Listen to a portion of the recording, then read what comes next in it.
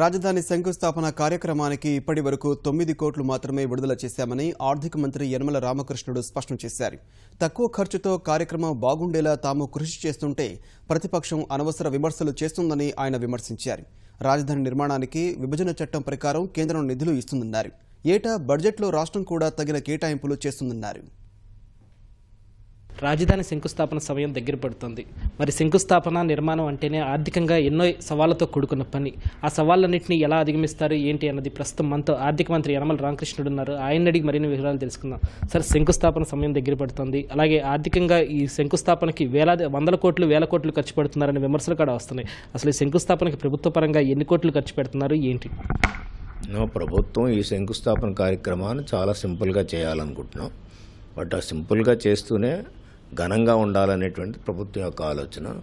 అంచేత ఏదో ప్రతిపక్షాలు చెప్పినట్టుగా లేకపోతే కొంతమంది నాయకులు చెప్పినట్టుగా దీనికి 400 కోట్లని ఒకరు, 300 కోట్లని ఒకరు, 100 కోట్లని ఒకరు అని చెప్పినట్టుగా మేము ఖర్చు పెట్టడం లేదు.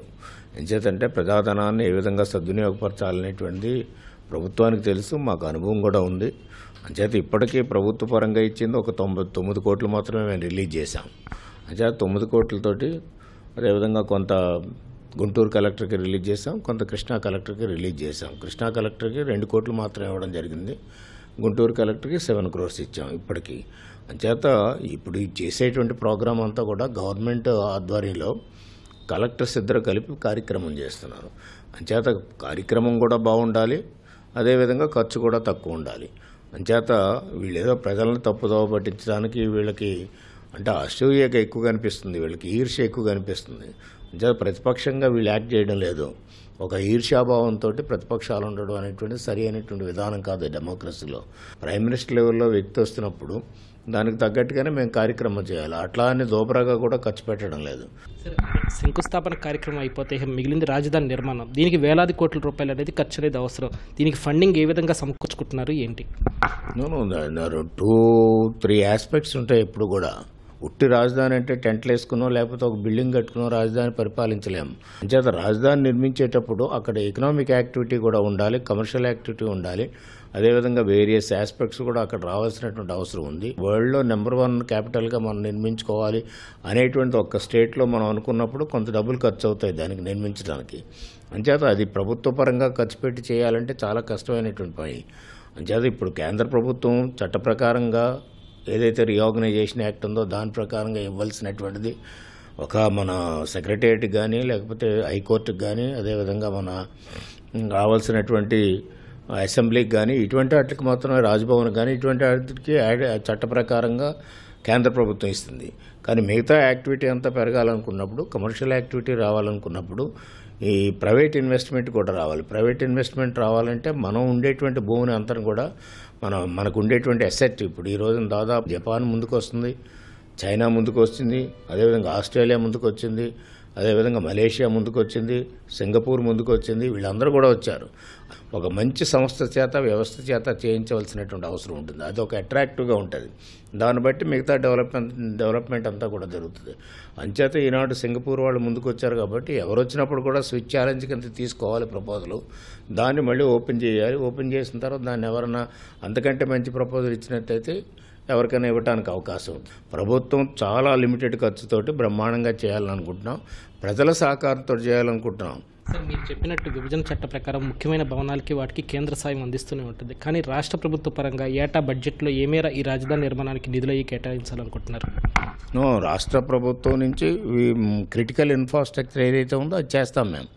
అంటే రోడ్లు కానీ అదేవిధంగా డ్రైన్స్ కానీ మంచినీళ్ళ కార్యక్రమం కానీ ఇవన్నీ కూడా క్రిటికల్ ఇన్ఫ్రాస్ట్రక్చర్ అంతా కూడా స్టేట్ గవర్నమెంట్ డబ్బులతోటి చేసి అది ఒక రూపురేఖలను తీసుకురావాల్సినటువంటి అవసరం.